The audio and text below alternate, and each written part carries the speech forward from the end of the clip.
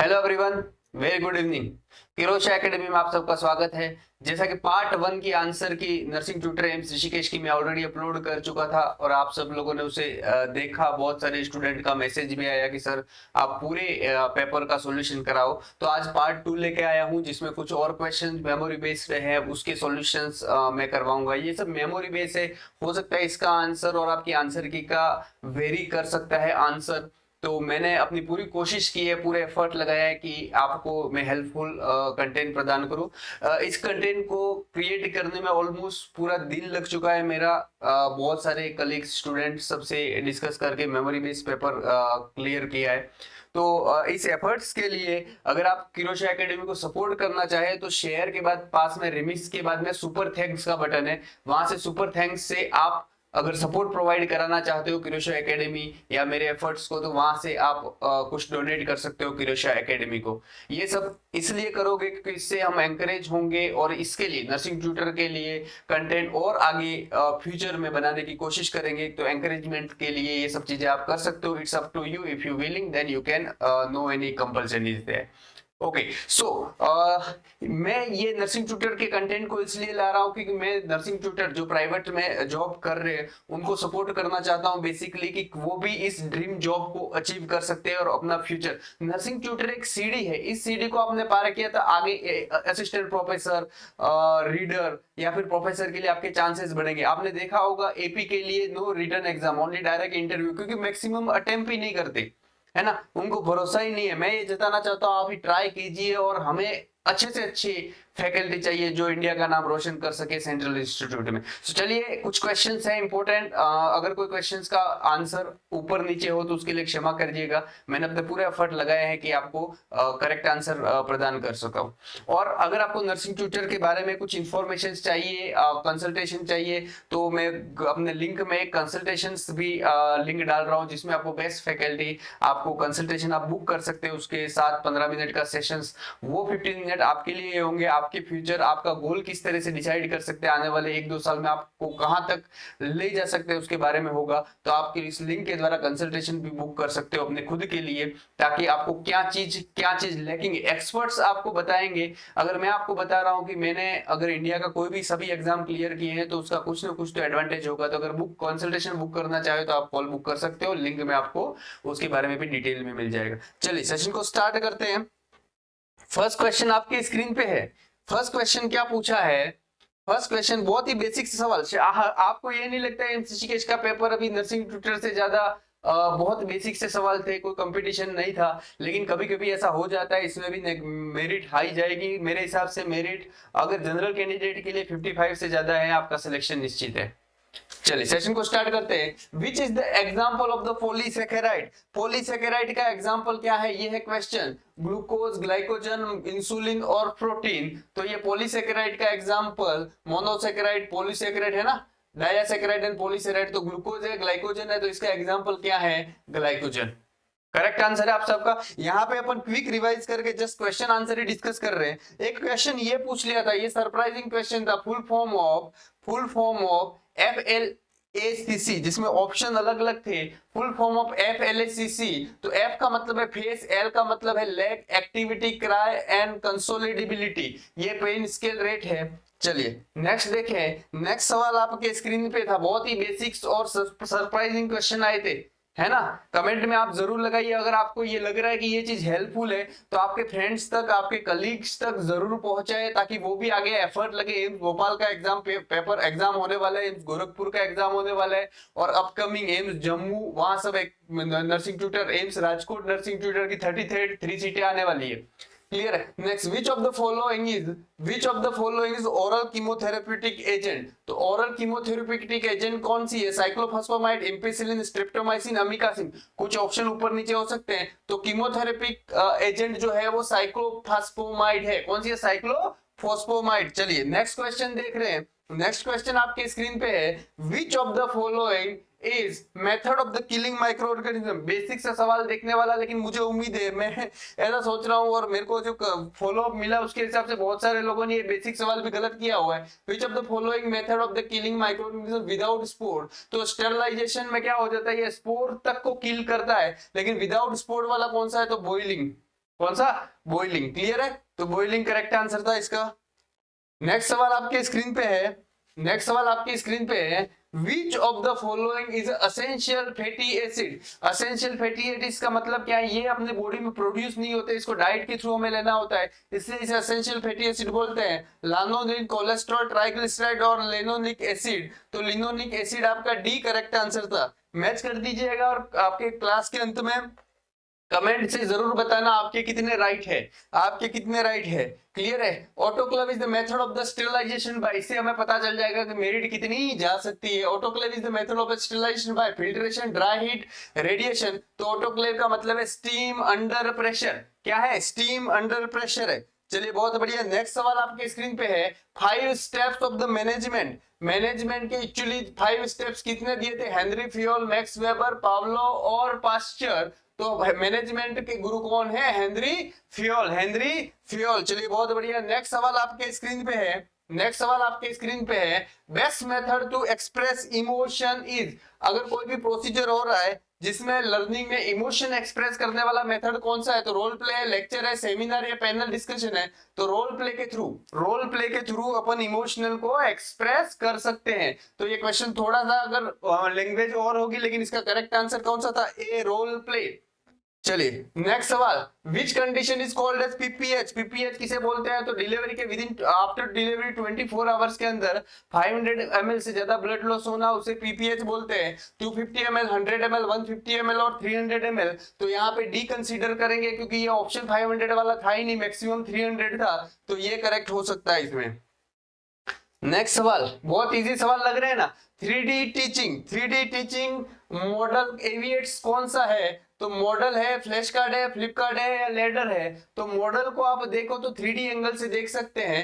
A is the correct answer. Which is correct answer? A is the correct answer. Very good, शाबाश। मैं आपको नहीं पूछ रहा हूं आप आंसर दीजिए, क्यों? क्योंकि आप सबने आंसर दे चुके हैं, तो आप जस्ट आंसर मैच करना। नेक्स्ट ये सवाल अच्छा था, एपिडायोस्कोप का दूसरा नाम क्या है? क्लियर है? अदर नेम क्या है? What is the other name of the epidiascope? First is slide projector, opaque projector, overhead projector या इंटरेक्टिव फ्लैट पैनल। तो यहाँ पे ओपेक प्रोजेक्टर का करेक्ट आंसर है। एपिडायोस्कोप का अदर नेम क्या है? Opaque projector. चलिए वेरी गुड, शाबाश। नेक्स्ट सवाल, emotional involvement present in which teaching learning method. यही सवाल था, अभी आगे क्लियर किया था। रोल प्ले कौन सा है? Role play. B is the correct answer. Very good. अगर कुछ सवाल रह जाए तो आप मेरे अपने किरोशा एकेडमी डाउनलोड करें, वहां पे आप अपडेट कर लीजिए, आपको ओल्ड पेपर सभी तरह की हेल्पफुल मिलेगी नर्सिंग ट्यूटर के लिए। Angular stomatitis is caused by deficiency of thiamine, riboflavin, niacin और पायरिडॉक्सिन। तो आपने विटामिन बी टू कौन सी है? Riboflavin. B is the correct answer. Next सवाल, अपने जो बीसीजी देते हैं एट बर्थ, ये BCG given to protect child against. तो बीसीजी किससे प्रोटेक्ट करने के लिए देते हैं? डिप्थेरिया, टिटेनस, टाइफॉइड और ट्यूबरकुलोसिस। तो बीसीजी किस लिए देते हैं? तो ट्यूबरकुलोसिस। एट बर्थ देते हैं। क्लियर है? 0.05 ml। कौन से रूट से देते हैं? तो इंट्राडर्मल रूट से देते हैं। चलिए ज्यादा डिटेल में नहीं जा रहे हैं। Sputum sample collected to diagnose of the tuberculosis, ये अच्छा क्वेश्चन था। स्पुटम सैंपल पहले 3 कलेक्ट करते थे। कितने करते थे? 3 करते थे। लेकिन आजकल स्पुटम सैंपल कितने करते? 2 स्पुटम सैंपल कलेक्ट करते। कितने? 2 विद कफ और 2 स्पुटम सैंपल हो गया है। इसमें क्या करते हैं कि एक तो जब भी, ऐसा कोई जरूरी नहीं है मॉर्निंग का हो, तो क्या होता था रिलैप्स हो जाते, बाकी पेशेंट आते नहीं थे। तो पेशेंट जब भी आए पहला सैंपल ले लो, उसे बोलो नेक्स्ट डे डब्बी दे दो और नेक्स्ट डे आना और सैंपल देना। तो 2 sample was the correct answer. मुझे पता है कुछ लोगों ने 3 सैंपल किया होगा। नेक्स्ट सवाल, ड्यूरिंग रिसर्च द कैरेक्टरिस्टिक और एट्रीब्यूट विच वेरी और चेंज अंडर स्टडी और कॉल्ड एज। जो एट्रीब्यूट्स के वेरीज और चेंज होते हैं उसे क्या बोलते हैं? अजम्पशन, वेरिएबल, हाइपोथेसिस और डिलिमिटेशन। तो इसका करेक्ट आंसर क्या था बेटा? वेरिएबल। चलिए नेक्स्ट सवाल आपके स्क्रीन पे है। नेक्स्ट सवाल, a tentative prediction or explanation of the relationship between 2 or more variable। 2 और more variable के बीच में रिलेशनशिप हो सकता है, लैंग्वेज अलग हो सकती है, लेकिन उसका करेक्ट आंसर कौन सा था? हाइपोथेसिस था। कौन सा था? हाइपोथेसिस था। चलिए नेक्स्ट सवाल, schizophrenia term is given by, तो सिजोफ्रेनिया टर्म 4E दिए थे, 4E दिए थे, किसने दिए थे? तो आपके यूगन ब्लूर ने दिए थे, याद आ रहा होगा आपको। चलिए नेक्स्ट सवाल, mental health act was passed on, mental health act कब पास हुआ था? ऑप्शन थोड़े से अलग थे, 20 मई 1987, 22 मई 1987, 22 फेब 1981, 20 फेब 1987। तो ये 1987 वाला करेक्ट था, B is the correct answer. Clear है? Sperm and ovum produce by which process, sperm और oocyte कौन सी प्रोसेस से प्रोड्यूस होते हैं? तो मियोसिस, मिटोसिस, प्रोफेज और एनाफेज। तो इसका करेक्ट आंसर कौन सा था? मियोसिस। कौन सा था? मियोसिस। चलिए नेक्स्ट सवाल आपके स्क्रीन पे है, drug of choice for the herpes simplex virus infection है, और ड्रग ऑफ चॉइस कौन सी है? अमिकासिन, ओसेल्टामाविर, असाइक्लोविर और एजिथ्रोमाइसिन। तो इसका करेक्ट आंसर कौन सा था? असाइक्लोविर। 14 डेज तक देते हैं।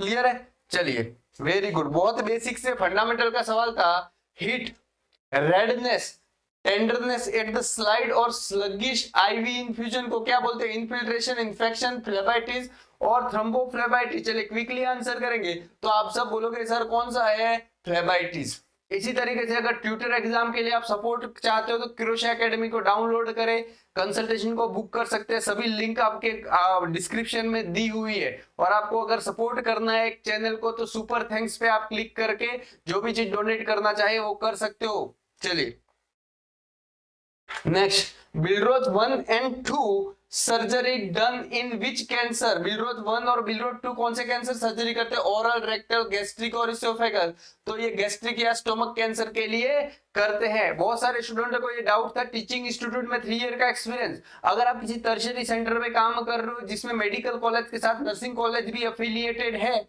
तो आप एलिजिबल हो। अगर क्लिनिकल एक्सपीरियंस नर्सिंग ऑफिसर का है 3 ईयर का तभी भी एलिजिबल हो, ऐसा नहीं है कि आपको टीचिंग नर्सिंग कॉलेज में ही एक्सपीरियंस चाहिए। ज्यादा डाउट है तो कंसल्टेशन बुक कर सकते हैं। चलिए next, which injection is given to induce labour?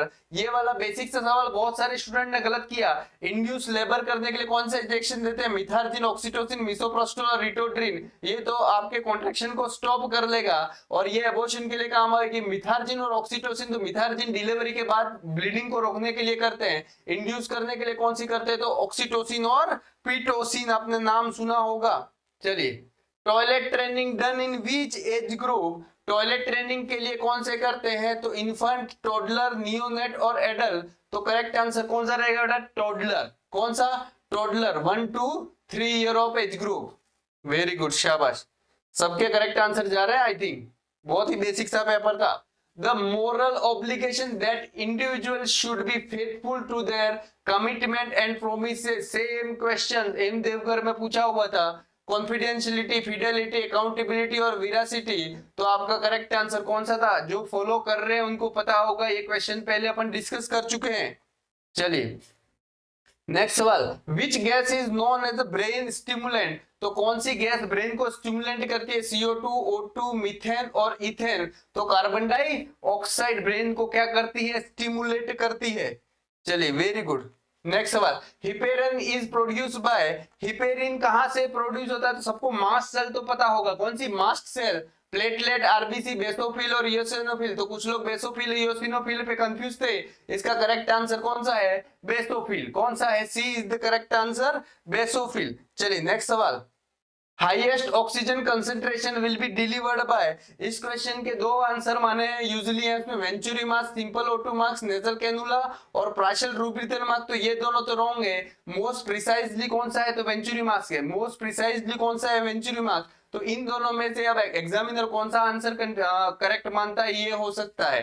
Clear है? वेंचुरी मास्क और पार्शियल रिब्रीथल मार्क्स। तो मुझे भी एग्जैक्टली पता नहीं है कि किस टाइप का क्वेश्चन आया था, लेकिन इन दोनों में से थोड़ा कंफ्यूजन है। मेरे हिसाब से पार्शियल नॉन रिब्रीथल मार्क्स होना चाहिए। अगर क्वेश्चन की लैंग्वेज कुछ और थी तो कुछ लोगों ने वेंचुरी मार्क्स को करेक्ट माना है। अब देखिए आपकी आंसर की आएगी तो एग्जामिनर कौन सा करेक्ट मानते हैं।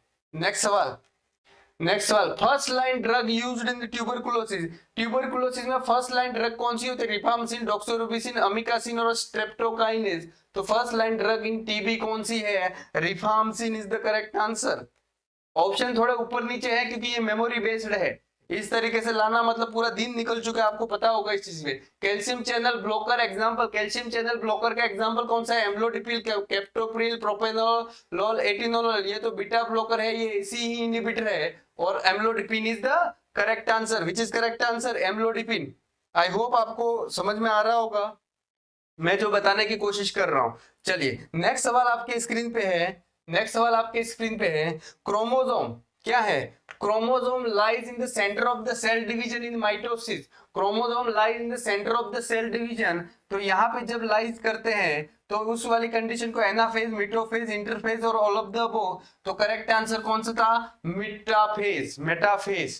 क्लियर है? चलिए नेक्स्ट सवाल आपके स्क्रीन पे है, नेक्स्ट सवाल आपके स्क्रीन पे है, नेफ्रोटिक सिंड्रोम क्या है? नेफ्रोटिक सिंड्रोम में कैरेक्टरिस्टिक ऑफ द यूरिन, ये यूजुअली रिफार्मसिन में पूछता है, characteristic of the urine glomerulonephritis में पूछता है। तो यहाँ पे करेक्ट आंसर कौन सा था? Dark and foamy colour. कौन सा था? Dark and foamy colour. चलिए बहुत बढ़िया, वेरी गुड। नेक्स्ट सवाल आपके स्क्रीन पे है, रीड आउट कीजिए। शकीर टैप, शकीर टैप किसमें यूज की जाती है? तो माल नरिशमेंट, माल नरिशमेंट मेंट को मेजर करने के लिए यूज होती है। और किसके लिए? तो मिड आर्म सर्कमफ्लेक्स, MAU आपका ऑप्शन होगा और A is the correct answer. चलिए बेटा बहुत बढ़िया, सबके सही जा रहे हैं। Most common cyanotic congenital heart disease, cyanotic congenital heart disease discuss किया हुआ क्वेश्चन, VSD, TOF, ASD और PDA। तो आपका करेक्ट आंसर कौन सा था? TOF, tetralogy of Fallot. चलिए नेक्स्ट सवाल आपके स्क्रीन पे है। तो इसी तरीके से अपन ऑलमोस्ट 36 क्वेश्चंस डिस्कस कर लिए। कल 20 और 36 ऑलमोस्ट 55 अराउंड 56 क्वेश्चन अपन डिस्कस कर चुके हैं। और भी आपको कुछ क्वेश्चन याद हो तो आप अपने किरोश एकेडमी डाउनलोड करके आप डाल सकते हो, तो हम उसका करेक्ट आंसर आपको प्रोवाइड कराने की कोशिश करेंगे। ये पार्ट 2 है। Thank you very much to joining, super thanks करके वहां पे नीचे रिमिक्स लाइक शेयर के पास में होगा, अगर आप सपोर्ट करना चाहे तो वहां से कर सकते हैं। किरोश एकेडमी डाउनलोड करके आप ओल्ड पेपर से सपोर्ट प्राप्त कर सकते हो और फ्री में कंसल्टेशन भी बुक कर सकते हैं हमारे साथ। Thank you very much to joining this session. I hope ये हेल्पफुल होगा और मैं उम्मीद कर रहा हूँ आप आपके सभी कलीग के साथ ये चीज शेयर करें। Thank you very much.